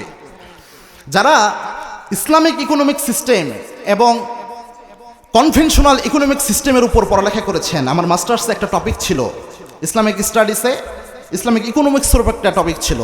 প্রচলিত যে আমাদের অর্থনীতি ব্যবস্থা এবং আল্লাহর কোরআনের যে জাকাত ভিত্তিক বা আল্লাহর দ্বীনের যে ইসলামী রাষ্ট্র ব্যবস্থার মধ্যে যে অর্থনীতি ব্যবস্থা হয়, এই দুইটার মধ্যে পার্থক্য কি? ইসলামী রাষ্ট্র ব্যবস্থার অর্থনীতি ব্যবস্থাটা হচ্ছে এটা ধনী ব্যক্তিকে অনেক বেশি ধনী হয়ে যেতে দেয় না, আবার গরিব ব্যক্তিকে একদম গরিব হতে দেয় না। একটা মাঝামাঝি ব্যালেন্স একটা ইকোনমিক্যাল সিস্টেম এটা ধরে রাখে। কেননা এখানে জাকাত রয়েছে। কি রয়েছে? জাকাত রয়েছে। কোনো ব্যক্তির যদি সম্পদ বেড়ে যায়, আল্লাহর কোরআনের ঘোষণা হচ্ছে জাকাত দাও, অফি আমওয়ালিহিম হাক্কুল লিসাইলি ওয়াল মাহরুম। ধনীদের সম্পদে আল্লাহ রাব্বুল আলামিন জাকাত ভিত্তিক অর্থনীতি ব্যবস্থার মাধ্যমে গরিবদের জন্য একটা অংশ দিয়ে দিয়েছেন। যখন কোনো রাষ্ট্রের ক্ষমতায় কোনো ব্যক্তি এই আয়াতের শিক্ষা নিয়ে ক্ষমতায় বসবে, ওই ব্যক্তি আপনার যে জাকাতের আপনার প্রাপ্যটা রয়েছে, ওই ব্যক্তি আপনার প্রাপ্যটা আপনার বাসায় নিয়ে পৌঁছে দিয়ে আসবে। সুবহানাল্লাহ বলেন। আপনার ভিক্ষুকের মতো যে ওই যে বিভিন্ন রেশন টেশন আসে যে এইভাবে পেটে হাত পাততে হয়, ওটা করতে হবে না। যদি কোনো দেশে ইসলামী রাষ্ট্র ব্যবস্থা কায়েম হয়, এই আয়াতের শিক্ষা নিয়ে যদি কেউ ক্ষমতায় আসতে পারে, তাহলে ওই ব্যক্তি নিজের মাথায় করে আপনার ঘরে আপনার যে পাওনা ওটা পৌঁছে দিয়ে আসবে। সুবহানাল্লাহ বলেন। রসুলের যুগে এই যে অর্থনীতি ব্যবস্থা, এটা তো অনন্য সুন্দর স্থাপন করেছে। পাশাপাশি সাহাবা একরামের যুগে একটা দৃষ্টান্ত দেখেন। একবার এক লোক জাকাত দিবে, নিজের অনেক সম্পদ তার, জাকাত দিবে। জাকাতের টাকাটা কাকে দিবে খোঁজা শুরু করছে, কাকে দেওয়া যায় জাকাতের টাকা। খুঁজতে খুঁজতে কোথাও কোনো লোক খুঁজে পায় না, গরিব মানুষ একটাও নাই। এরকম অবস্থা বিরাজ করছে। ওই অবস্থায় দেখে মরুভূমির এক জায়গায় উস্কো খুস্কো চুল নিয়ে একজন ব্যক্তি বসে আছে। ওই লোক যে বলছে, ভাই আপনি আমার বাঁচাইছেন। বলছে, কেমনে বাঁচাইছি? বলছে, ভাই আমার জাকাতের যে টাকাটা রয়েছে দেওয়ার মতো কোনো মানুষ পাই না। এমন অর্থনীতি ব্যবস্থা কায়েম হয়েছে, ইসলামী শাসন আসার কারণে সবাই জাকাত টাকাত দিয়ে গরিব মানুষও বড়লোক হয়ে গিয়েছে। আল্লাহ বরকত ঠেলে দিয়েছে, যার কারণে গরিব মানুষ নাই, কারে জাকাত দেব মানুষই খুঁজে পাওয়া যায় না। আপনার অবস্থা দেখে মনে হচ্ছে আপনি একটু দরিদ্র অবস্থায় আছেন, উস্কো খুস্কো চুল, বসে আছেন এই জায়গায়। বলছে, ভাই আমার জাকাতের টাকা রয়েছে, দেওয়ার মানুষ পাচ্ছি না, আপনি একটু আমার জাকাতের টাকাটা নেন, আমাকে একটু উদ্ধার করেন। কেননা আল্লাহর হাবিব সাল্লাল্লাহু আলাইহি ওয়াসাল্লাম জানিয়েছেন, কারো উপর যদি জাকাত ফরজ হয় আর ওই ব্যক্তি যদি জাকাত না দেয়, কিয়ামতের এই কঠিন ময়দানে এই জাকাতের সম্পদগুলো সাপ হবে, বিষধর সাপ হয়ে তাকে দংশন করবে আর বলতে থাকবে, আনা মালুক আনা কানজুক, আমি তোমার গচ্ছিত সম্পদ, আমি তোমার জমাকৃত সম্পদ, এটা বলে বলে দংশন করবে। ভাই আমাকে বাঁচান আপনি। ওই যে ব্যক্তিকে বলেছে, ওই ব্যক্তি বলছে, আপনি কতদিন ধরে এই সম্পদ নিয়ে ঘুরেন জাকাত দেওয়ার জন্য? বলছে, এতদিন। বলছে, আপনার চেয়ে বেশি দিন ধরে আমি মানুষ খুঁজতেছি কারা জাকাত দিতে হবে, পাই নাই, খুঁজতে খুঁজতে ধুলাবালিতে আমার এই অবস্থা। আল্লাহু আকবার বলেন। জাকাত নেওয়ার কেউ নাই। কেননা ইসলামী অর্থনীতি ব্যবস্থাটাই এমন, ইসলামী অর্থনীতি ব্যবস্থাটা ব্যালেন্স করে, এই জিনিস কায়েম হবে। এই জন্য ইসলামী রাষ্ট্র ব্যবস্থা কায়েম হলে এটা হবে। বাংলাদেশে একটা গবেষণায় দেখা গিয়েছে, পরিসংখ্যানে, মনোযোগ আছে তো আপনাদের নাকি? একটু জোরে বলুন তো আল্লাহু আকবার। বাংলাদেশে একটা গবেষণায় দেখা গিয়েছে, বাংলাদেশে যে জাকাত ফান্ড রয়েছে, যত বড় লোকরা রয়েছে গুলশান বনানী বিভিন্ন জায়গায়, এই বড় লোকদের জাকাতগুলোকে যদি শুধু উঠানো হয় আর যদি এই জাকাতটা বন্টন করে দেওয়া হয়, বাংলাদেশের একজন গরিব মানুষ তারা যে অর্থনৈতিকভাবে দৈন্যতায় রয়েছে, খারাপ অবস্থায় রয়েছে, এটা তো ইমপ্রুভ করবেই। বাংলাদেশে প্রতি বছর জাকাত ফান্ডে প্রায় 25,000 কোটি টাকা জমা হবে। সুবহানাল্লাহ বলেন। কেননা বাংলাদেশে এমন বহু পয়সাওয়ালা রয়েছে, হাজার কোটি টাকা সম্পদের মালিক, কিন্তু জীবনেও জাকাত দেয় না, আছে না? আবার জাকাতের মাঝে মাঝে জাকাত দেয়। কেমনে দেয়? জাকাতের শাড়ি এবং লুঙ্গি দেয়। আমি গত বছর অনলাইনে একটা আমার আলোচনা গিয়েছিল, অনলাইনে একটা আলোচনায় আমি বললাম, এই যে জাকাতের নামে যারা জাকাতের শাড়ি এবং লুঙ্গি বিলায়, এটা অনেক ক্ষেত্রে হারামের মতো হয়। তো এটা শুনে খুব কয়েক বড় লোক গুলশান মনানের খুব খেপছে। আমার বলে, হুজুর আপনি এই কথা বললেন? আমি বললাম, জাকাত এসেছে দরিদ্রতা বিমোচন করার জন্য। আপনার একটা শাড়ি, তাও 300 টাকা দামের শাড়ি বা 500 টাকা দামের শাড়ি একটা দেয়, লুঙ্গি একটা 300 টাকা দিয়ে একজন দরিদ্র মানুষ, তার কি অভাবমোচন হবে? কয়দিন পরে তো শেষ। আবার এই জাকাতের শাড়ি লুঙ্গি নিতে যে অনেকে পদপিষ্ট হয়ে মারা যায়, এরকম ঘটনাও বাংলাদেশে আছে। তো জাকাত কিভাবে বন্টন করতে হয়? আপনার 1000 মানুষকে জাকাত দেওয়া তো দরকার নাই, আপনি 100 মানুষকে টার্গেট করেন, তাদেরকে কাউকে একটা অটো কিনে দেন, একটা ভ্যান কিনে দেন, যারা অসচ্ছল রয়েছে কাউকে একটা ছোট্ট ফুচকার দোকান দিয়ে দেন, একজনকে একটা কর্মসংস্থান দিয়ে দেন, যাতে ওই টাকাটা দিয়ে তারা একটা কর্মসংস্থান পেয়ে তাদের পরিবারটা সচ্ছল হয়ে যায়। সুবহানাল্লাহ বলেন। এই ইসলামী রাষ্ট্র ব্যবস্থার জাকাত ব্যবস্থা এটাই। সুতরাং কোনো ব্যক্তি যদি আল্লাহর এই কোরআনের এই বিধানের শিক্ষাটা নিয়ে কোনো ব্যক্তি যদি এই কাজটা করতে পারে, তাহলে ওই ব্যক্তি কখনো দুর্নীতি করবে না, পারলে নিজের সম্পদ থেকে জাকাত দেবে। ঠিক না ঠিক? এই জন্যে এই ক্ষেত্রে ইসলামী রাষ্ট্র ব্যবস্থা আমাদের কল্যাণ করবে দুনিয়াবিভাবে। তো আল্লাহ রাব্বুল আলামিন এখানে বলেছেন, আল্লাহ রাব্বুল আলামিন জান এবং মাল ক্রয় করেছেন জান্নাতের বিনিময়ে, এবং আল্লাহ রাব্বুল আলামিন এটার জন্য ঘোষণা দিয়েছেন, এই ব্যক্তি যারা হবে তারা নিজেরা সংগ্রাম করবে আল্লাহর দ্বীনের রাস্তায়, আল্লাহর দ্বীনের রাস্তায় তারা মুজাহিদের ভূমিকায় উত্তীর্ণ হবে। এদের ব্যাপারে আল্লাহ বলেছেন। এদের বৈশিষ্ট্য কি? ইমানদারদের একটা বৈশিষ্ট্য বলে আমার আলোচনা শেষ। আজকে এখানে কমিটির যে ভাইরা রয়েছেন, আপনাদের যে প্রধান মেহমান আছে তাকে এখন নিয়ে আসতে পারেন, যেহেতু আমাকে সময় দিয়েছিলেন, ইনশাআল্লাহ নিয়ে আসেন। তিনি ঢাকা থেকে আসছে, তিনিও বাসুক, আমি একটু বাসায় যাই ঘুমিয়ে বাসি। গতকাল ঘুমাই নাই, আজকে একটু রাতে ঘুমানো দরকার। আবার কালকে যেহেতু আমার সফর আছে, পরশু দিনও সফর, একটানা সফর। আচ্ছা, এখানে হুজুর আমার একটি প্রশ্ন ছিল, হতাশা ডিপ্রেশন কি যুব সমাজ ধ্বংসের বড় কারণ? আচ্ছা, এটা আমি বলবো ইনশাল্লাহ খুব শীঘ্রই। একজন যুবক ভাই সম্ভবত বলেছে, ইমানদারদের জন্য এই যে আল্লাহ রাব্বুল আলামিন মুমিনদের কাছে যে জান এবং মাল কিনে নেবেন, এই জান এবং মাল ওই মুমিনদের কাছেই আল্লাহ কিনবেন যে মুমিনরা প্রথম যে বৈশিষ্ট্য অর্জন করে সেটা হচ্ছে 5 ওয়াক্ত নামাজ তারা আদায় করে। কারণ ইমানদারের প্রথম বৈশিষ্ট্যই হচ্ছে 5 ওয়াক্ত নামাজ আদায় করা। কি করা? 5 ওয়াক্ত নামাজ আদায় করা। আল্লাহ এটা বলেছেন কোরআনে, সূরা মুমিনুন দেখেন, আল্লাহ বলছেন, কদ আফলাহাল মুমিনুন, indeed successful those are believers. যারা ঈমান এনেছে নিশ্চিতভাবে তারা সফল কাম। আল্লাহ এবার ঈমানদারের বৈশিষ্ট্য বলেছেন। ঈমানদারের বৈশিষ্ট্য বলতে যে আল্লাহ বলেছেন, আল্লাযীনা হুম ফি সলাতিহিম খাশিউন। ঈমানদার যারা হবে, 1 নাম্বার তাদের বৈশিষ্ট্য থাকবে, তারা খুশু খুজুর সাথে নামাজ আদায় করবে। সুবহানাল্লাহ বলে। 5 ওয়াক্ত নামাজ। একটা ঘটনা বলি, বুখারীর বর্ণনা আসছে, বেশ কয়েকটা হাদিস গ্রন্থে এসেছে, খুব মজার একটা বর্ণনা, চমৎকার একটা বর্ণনা। শুনতে রাজি আছেন তো ইনশাআল্লাহ? একটু জোরে বলেন আল্লাহু আকবার। রাসূল সাল্লাল্লাহু আলাইহি ওয়াসাল্লাম হাদিসে বলেছেন, বনি ইসরাইলের একজন লোক ছিল, এই লোকটাকে আল্লাহ রাব্বুল আলামিন সর্বশেষ জাহান্নাম থেকে জান্নাতে দিবেন। এই লোক তার জীবনে কোনো আমল করে নাই, আমল করছে একটা, জীবনে সেজদা দিয়েছিল একটা। কয়টা? জোরে বলেন কয়টা? এই ব্যক্তি একটা সেজদা দিয়েছে। আল্লাহ রাব্বুল আলামিন যখন জাহান্নামী যারা ছিল তাদেরকে, যাদের উপযুক্ত রয়েছে জান্নাতে যাওয়ার, অনেককেই আল্লাহ জান্নাতে দিয়ে দিবেন। সর্বশেষ আল্লাহ জিবরিল আমিনকে ডেকে বলবেন, জিবরিল দেখো তো আর কোনো ব্যক্তি রয়েছে কিনা যাকে জান্নাতে দেওয়া যায়। জিবরিল আমিন খুঁজে খুঁজে এসে জাহান্নাম থেকে বলবে, আল্লাহ এমন কোনো ব্যক্তি নাই জান্নাতে দেওয়ার মতো, তবে একটা ব্যক্তি এমন আছে যেই ব্যক্তি তার জীবনে তেমন কোনো আমল করে নাই, তবে তার জীবনে সে একটা মাত্র সেজদা দিয়েছিল। চিল্লায় বলেন কয়টা? আর কপাল জোরে ওই সেজদাটাই আপনি কবুল করেছিলেন আল্লাহ। এই লোকটা দীর্ঘদিন জাহান্নামে ছিল, জাহান্নামে ঝলসে পুড়ে অঙ্গার, তার অবস্থা খুব খারাপ। আল্লাহ বলছেন, যাও জিবরিল ওই ব্যক্তিকে ডেকে নিয়ে আসো আমার কাছে। ওই ব্যক্তিকে যখন আনা হবে, আল্লাহ বলবেন, বান্দা তোর জীবন তো কোনো আমল নাই, জীবনে কোনো আমল নাই বান্দা, তোর আমল নামায় শুধু গুনাহ আর গুনাহ, কোনো সওয়াব নাই। শুধু একটা সেজদা তুই জীবনে দিয়েছিলি, ওই সেজদাটা আমি আল্লাহ কবুল করেছি। ও বান্দা, এই একটা সেজদার বিনিময়ে তুই আমার কাছে কি চাস সেটা তুই আজকে বল। ওই বান্দা তখন বলবে, আল্লাহ যেহেতু আমি তেমন কোনো আমল করি নাই, আল্লাহ আমি একটা মাত্র সেজদা দিয়েছিলাম, আপনি করুণা করে ওই সেজদাটাই কবুল করেছেন। এই আমলের বিনিময়ে আমি তেমন কিছু চাই না, আপনি শুধু আমাকে জাহান্নাম থেকে বের করে একটু জাহান্নামের গেটে রাখেন। সুবহানাল্লাহ। কোন আল্লাহ বলবেন ঠিক আছে, এটা কিন্তু ঘটনা না, হাদিসে এসেছে, রসুল নিজে জানিয়েছেন, অথেন্টিক একটা হাদিস।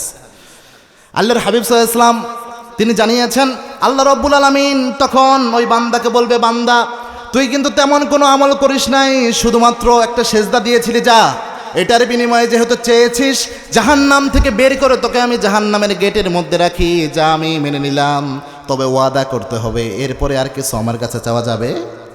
আরো আস্তে কোন চাওয়া যাবে? বলবে ঠিক আছে আল্লাহ আর কিছু চাবো না। কি চাবো? সেজদাই তো দিছি একটা। দীর্ঘদিন ওই বান্দা জাহান্নামের গেটে অবস্থান করবে, আল্লাহকে হঠাৎ করে ডাক দিবে, আল্লাহ তুমি না বড় রহমান, তুমি না বড় মেহেরবান? আল্লাহ বলবেন হ্যাঁ আমি তো রহমান, আমি তো মেহেরবান। ওই বান্দা তখন বলবে, আল্লাহ জাহান্নাম থেকে আপনি আমারে বের করেছেন, আমি কথা দিয়েছিলাম আর কিচ্ছু চাইবো না, তবে আল্লাহ আপনি যে আমাকে জাহান্নামের গেটে রেখেছেন, এই জাহান্নামের ভিতরে এত বেশি আযাব, এত বেশি যন্ত্রণা, এত বেশি কষ্ট, জাহান্নামের গেটেও অবস্থান করা আমার সম্ভব হচ্ছে না। জাহান্নামীরা যখন চিৎকার দেয় আমার কলিজায় ভয় ওঠে।